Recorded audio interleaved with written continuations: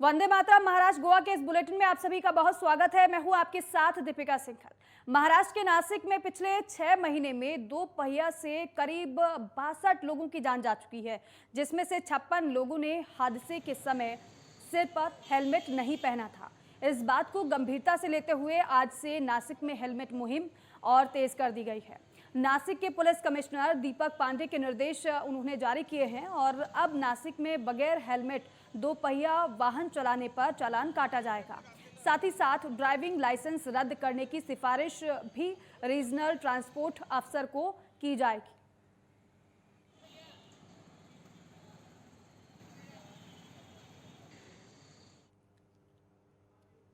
और रवि पाटिल मेरे सहयोगी हमारे साथ फोन लाइन पर जुड़ गए हैं। रवि, क्योंकि हेलमेट ना पहनने की वजह से हम देखते हैं कि कई बार हादसे हो जाते हैं और ज्यादा हादसे होते ही इस वजह से हैं, लेकिन विशेष अभियान चलाया जा रहा है। इस अभियान के बारे में जानकारी दीजिएगा। जी, नासिक के पुलिस कमिश्नर दीपक पांडे ने इससे पहले no helmet, no petrol, no entry इस तरह के कई पैतरे अपनाए, लेकिन उसके बावजूद भी कई जो टू व्हीलर के ड्राइवर्स है वो अक्सर हेलमेट नहीं पहन रहे थे और आए दिनों हादसों में बढ़ोतरी हो रही थी। इस विषय को गंभीरता से लेते हुए नासिक के पुलिस कमिश्नर ने अब बड़ा फैसला लिया है कि अब अगर कोई बिना हेलमेट गाड़ी चलाते हुए पाया जाता है तो उसका ड्राइविंग लाइसेंस डायरेक्टली कैंसिल करने का प्रोसेस होगा। साथ ही जो पेट्रोल पंप बगैर हेलमेट के किसी टू व्हीलर को अगर पेट्रोल या फ्यूल भरा देते हैं जी, तो उसे उसके मौत का जिम्मेदार मानते हुए उन पर भी कड़ी कार्रवाई होगी और बार बार अगर ऐसी गलती होती है तो उस पंप को भी परमानेंटली सील करने का प्रोसीजर नासिक पुलिस के द्वारा आने वाले दिनों में किया जा सकता है। जी रवि, क्योंकि सुबह से अभियान लगातार जारी होगा, क्या कोई जानकारी मिल पाई है कितने चालान अभी तक चालानी कार्रवाई की जा चुकी होगी और किस तरीके से अभियान आगे बढ़ रहा है? कितनी कार्रवाइयां की जा चुकी होंगी अभी तक? आज सुबह 11 बजने से पहले करीबन 14,116 टू व्हीलर ड्राइवरों के पास से अब तक नासिक पुलिस ने इस हेलमेट के मुहिम में पिछले कई दिनों में 75 लाख रुपए का चालान काटा है और अब ये मुहिम बहुत ही सख्त तरीके से नासिक में चलाई जा रही है। बिल्कुल रवि, और बहुत ज्यादा जरूरत भी है इसकी, क्योंकि लोग लापरवाह होते हुए नजर आ रहे हैं। लेकिन इस अभियान का असर अब देखने लगा है क्या? क्या लोग हेलमेट पहनकर अब घर से बाहर निकल रहे हैं, अगर 2 पहिया वाहन पर वो निकल रहे हैं तो? जी हाँ, आज जब नासिक पुलिस ने सख्त रुख अपनाया है तो दोपहर के आते आते कई ऐसे ड्राइवर्स है, कई ऐसे सड़कें हैं जहां पर भीड़ लगी होती है, वहां पर हेलमेट पहनने वाले लोगों की तादाद जो है वह अब बढ़ने लगी है और उम्मीद की जा रही है कि अगर इसी सख्ती से अगर कार्रवाई चलती रही तो नासिक में वो दिन दूर नहीं कि हर एक टू व्हीलर का जो ड्राइवर है वो हेलमेट पहनकर ही गाड़ी चलाते हुए दिखेगा। बिल्कुल, और इस अभियान के तहत सफलता भी हासिल होती हुई पुलिस को नजर आ रही है। रवि, बहुत शुक्रिया जानकारी के लिए। खबरों में आगे बढ़ते हैं। पुणे और पिंपरी चिंचवड शहर में कांग्रेस कमेटी की तरफ से पेट्रोल, डीजल और रसोई गैस के बढ़ते दामों के खिलाफ प्रदर्शन किया गया। वहीं महाराष्ट्र के कांग्रेस के मंत्री बाला साहेब थोरात के नेतृत्व में महंगाई मुक्त भारत का नारा दिया गया। साथ ही साथ भारी संख्या में कांग्रेस नेता और कार्यकर्ता सड़कों पर उतरे। वहीं पुणे में बाला साहेब थोरात ने कहा कि जो भाजपा के नेता पहले महंगाई की बात किया करते थे, महंगाई बढ़ने की बात की जाती थी तो सड़कों पर उतर आते थे, लेकिन वो इस समय छुपकर बैठे हैं। और मुकुंद मेरे सहयोगी हमारे साथ फोन लाइन पर जुड़ रहे हैं। मुकुंद, बढ़ती महंगाई को लेकर कांग्रेस लगातार प्रदर्शन तो कर रही है हर एक राज्य में, लेकिन अगर यहाँ की बात की जाए तो किस तरीके से प्रदर्शन किया जा रहा है? क्या अभी भी प्रदर्शन हो रहा है? कहाँ कहाँ प्रदर्शन का असर देखने को मिल रहा है? देखिए दीपिका जी, कैसा है, पुणे में ये महंगाई की ओर से प्रदर्शन किया जा रहा है कांग्रेस की ओर से।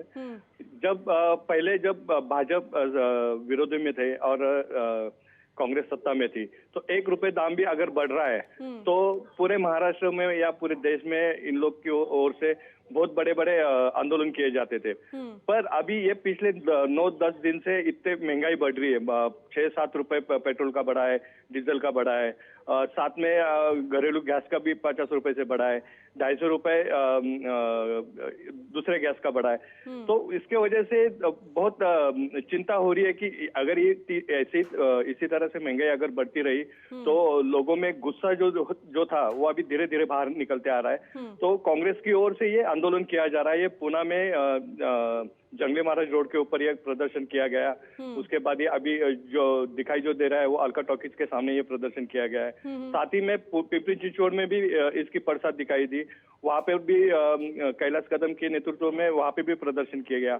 पुणे में थोड़ा सा आपके देखरेख में ये प्रदर्शन किया गया। जी मुकुंद, क्योंकि देखिए अगर महंगाई को लेकर अगर प्रदर्शन की बात की जाए तो कांग्रेस तो पहले से रणनीति बना रही थी। 31 तारीख से इसकी शुरुआत की गई थी, लेकिन अभी भी लगातार ये प्रदर्शन जारी है। तो क्या रणनीति समझ आ रही है कांग्रेस की? कब तक इस तरीके से प्रदर्शन कांग्रेस करती हुई नजर आने वाली है? देखिए कैसे अभी इलेक्शन नजदीक आते जा रहा है तो कहीं ना कहीं तो लोगों को कुछ ना कुछ दिखाना पड़ेगा।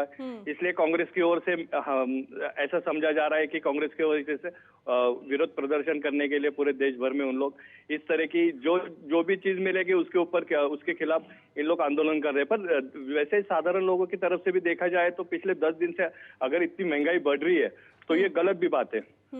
ठीक है मुकुंद, शुक्रिया जानकारी के लिए, बातचीत के लिए। और अब खबरों में आगे बढ़ते हैं। मुंबई की कांदिवली पुलिस ने एक ऐसे ड्राइवर को गिरफ्तार किया है जो अपनी हरकतों को पूरा करने के लिए चोरी की वारदात को अंजाम दिया करता था। इसी के चलते उसने अपने ही मालिक की कार से 8 लाख रुपए की चोरी की और फरार हो गया।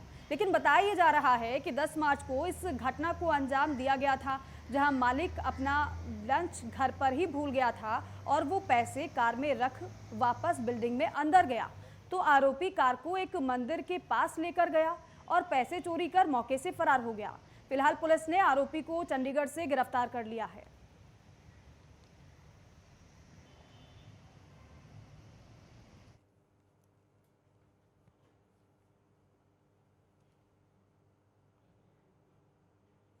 और पुणे के मार्केट यार्ड परिसर में डीसी कुरियर सेंटर पर छापेमारी की गई है, जिसमें तलवार तस्करी का काम किया जाता है। मामले का खुलासा स्वारगेट पुलिस ने किया है। दरअसल पुलिस को गुप्त सूचना मिली थी कि कुछ लोग हथियार लेकर पुणे पहुंचने वाले हैं। इसी पर पुलिस ने इस कार्रवाई को अंजाम दिया और मौके से काफी संख्या में तलवारें बरामद हुई हैं। फिलहाल पुलिस इस पूरे मामले में कार्रवाई कर रही है। कुणीतरी कळवलं अज्ञात व्यक्तीने की तलवारीसारख्या काही वस्तू DTDC कुरिअर जे आहे मार्केट यार्डच्या जवळ त्यांचं ऑफिस आहे, तर ते कुरिअरनं त्या ठिकाणी आलेले आहेत। कंट्रोलनं आम्हाला खबर दिलेले आमचे डिटेक्शन स्टाफ त्या ठिकाणी गेला। त्या ठिकाणी त्यांनी नीट पाहणी केली असता त्यांना 2-3 तलवारी सापडल्या आहेत त्या, आणि त्या मोठ्या अशा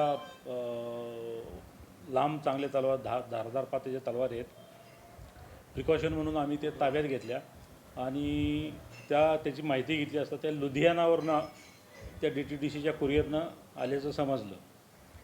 त्यात नुकतीच औरंगाबादची घटना घडली, त्या ठिकाणी काही तलवारी आल्या होत्या आणि त्याही लुधियानावरनं आल्याचं आम्हाला कळालं।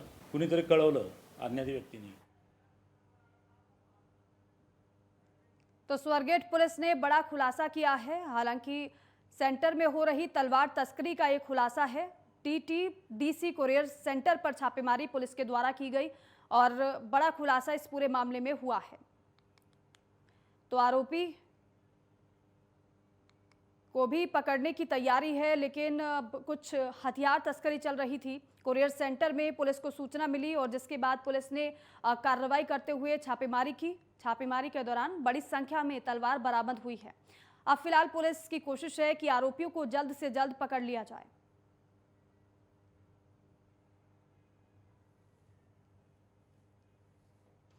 तो पहले से ही इस पूरे मामले का खुलासा करने की तैयारी पुलिस की थी और इसीलिए प्लानिंग भी पुलिस कर रही थी, लेकिन एकदम से सूचना मिली।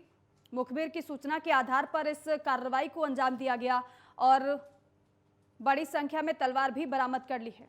पुलिस इस पूरे मामले में आगे की कार्रवाई में जुटी हुई है। तो स्वारगेट पुलिस को बड़ी सफलता हासिल हुई है। लगातार शिकायतों के बाद आखिरकार छापेमार कार्रवाई को पुलिस ने अंजाम दिया। और मुकुंद मेरे सहयोगी हमारे साथ फोन लाइन पर जुड़ गए हैं। मुकुंद, क्या पूरी जानकारी है? पुलिस के खबरियों की तरफ से ये मालूमात हुई थी कि पुणे में कुरियर के साथ में कोई 2 तलवारें आई हुई है, तो उसे देखकर पुलिस ने छापा मारा, तब ये 2 तलवारें पकड़ी गई। पर इसके कुछ दिन पहले ही औरंगाबाद में ऐसी सेम घटना घटी थी, वहां पे 30 या 40 से ज्यादा तलवारें मिली थी। तो उसके वजह से पूरे महाराष्ट्र में पहले से कुरियर वालों पे थोड़ा सा ध्यान दिया जा रहा था कि ये तलवारें कहाँ से आ रही है, क्यों आ रही है, किस लिए आ रही है, शहर में कुछ दंगे फैलाने की कुछ साजिश तो नहीं हो रही है। तो इस वजह से पुणे में मार्केट यार्ड में भी वैसे थोड़ा सा सतर्क का ही माहौल था। उसमें ये किसी से पता चला कि ऐसे कुछ तलवारें डीसी ये कुरियर की तरफ आ रही है, तो उन्होंने छापेमारी की, तब उन्हें 2 तलवारें मिली और वहां से फिर वो सब ले लिया है।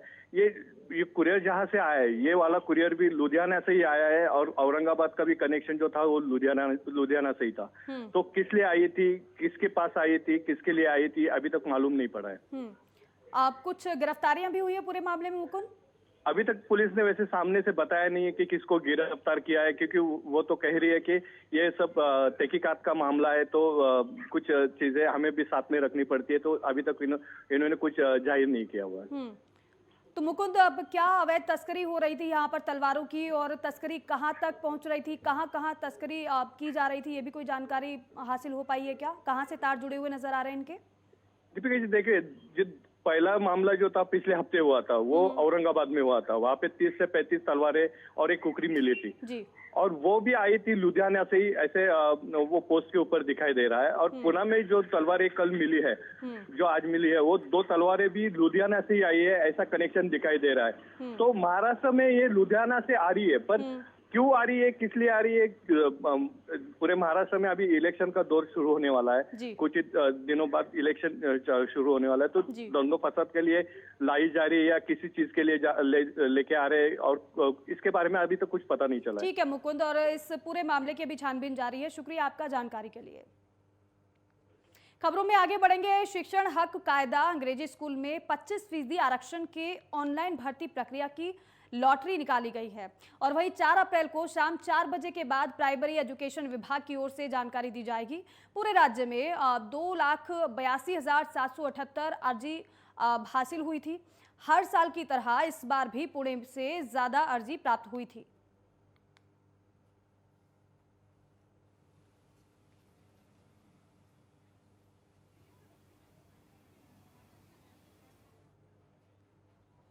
ब्रेक के बाद स्वागत है आप सभी का। गुड़ी पड़वा और नववर्ष के अवसर पर पुणे में खासा उत्साह देखने को मिला, साथ ही साथ संस्कृति का अनुभव भी देखने को मिला है।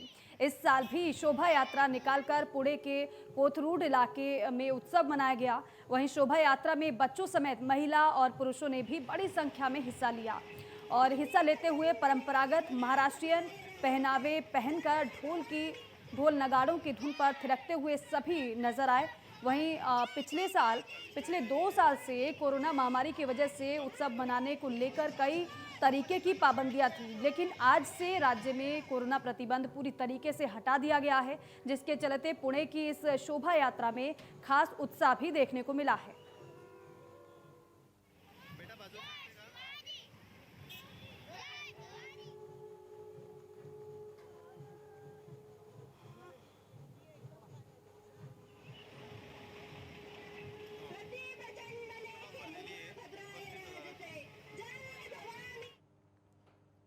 और बॉलीवुड एक्टर जैकी श्रॉफ जितने बेहतरीन एक्टर हैं, उतने ही वो अपनी दरियादिली के लिए भी जाने जाते हैं। बॉलीवुड स्टार जैकी श्रॉफ की दरियादिली के कई किस्से हैं।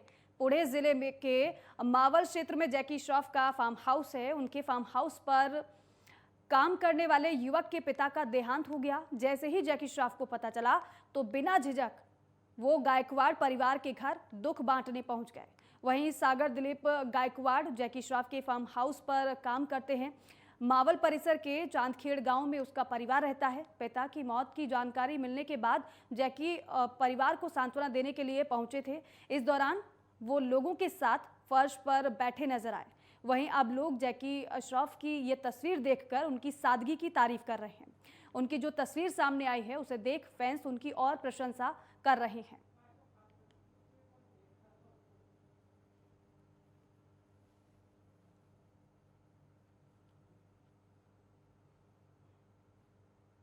तो तो जैकी श्रॉफ एक बेहतरीन एक्टर तो हैं ही, लेकिन उनकी दरिया दिली की हर तरफ तारीफ हो रही है।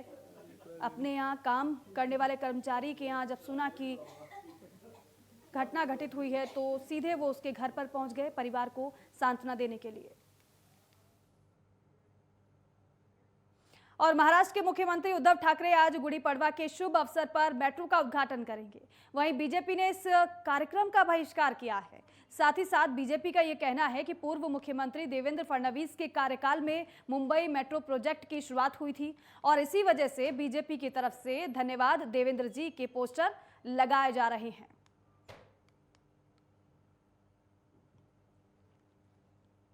तो देखिए, क्रेडिट की होड़ मची हुई है। बोलते हैं ना, बेगाने शादी। कांग्रेस पार्टी और व्यक्तिगत मेरे ओर से भी देवेंद्र फडणवीस जी को मैं धन्यवाद करना चाहता हूं कि आज आप मुख्यमंत्री नहीं हो। अगर आप मुख्यमंत्री होते तो कितने पेड़ पौधे की कत्ल होते हमें पता नहीं है। आज मेट्रो चालू होने जा रहे हैं। नए साल के शुभकामना पे हमारे मुख्यमंत्री उद्धव जी ठाकरे जी की ओर से जनता को एक बड़ा गिफ्ट दे दिया जा रहा है, क्योंकि आज आप अगर देखा जाए हाईवे पे इतनी बड़ी ट्रैफिक होती है, उससे छूटने के लिए, लोगों को टाइम पे घर पहुंचने के लिए, लोगों को उनके काम पे पहुंचने के लिए। वो शादी में बोलते हैं ना, बेगाने शादी में अब्दुल्ला दीवाना। काम देवेंद्र जी ने किया, विजन उनकी थी, सोच उनका था। लेकिन आज वो ठीक है, आज सरकार में है, वो उद्घाटन कर रहे हैं, लेकिन ये उनको बुलाना तो जरूर चाहिए था कि उनकी विजन है, उनको कम से कम धन्यवाद तो देना चाहिए था। उन्होंने नहीं दिया, मुंबई की जनता दे रहे हैं, पूरे मुंबई में समाज लगा रहे हैं। देवेंद्र जी धन्यवाद। पूरे मुंबई शहर में मैंने देखा सोशल मीडिया पे कोई बीजेपी वाले नहीं लगा रहे हैं, ये जनता जनार्दन ऑटोमेटिक जाके लगा रहे हैं। देवेंद्र जी धन्यवाद। इनको तो शर्म आनी चाहिए इन सरकार को, जिस प्रकार से महाराष्ट्र को बदनाम कर दिया। आज जिस प्रकार से 9 मंत्री और अंदर जाएंगे, कोर्ट ने दिया है, हाई कोर्ट ने दिया है केस लेने के लिए, इनको अंदर डालने के लिए, लेकिन नहीं ले रहे हैं। ये चीज सारे जनता देख रहा है। क्या महाराष्ट्र पुरोगामी महाराष्ट्र अपन बोलते हैं, यहाँ महाराष्ट्रीयन लोक पण सर्व यांना वेळेवर सबक शिकवणारच आहे।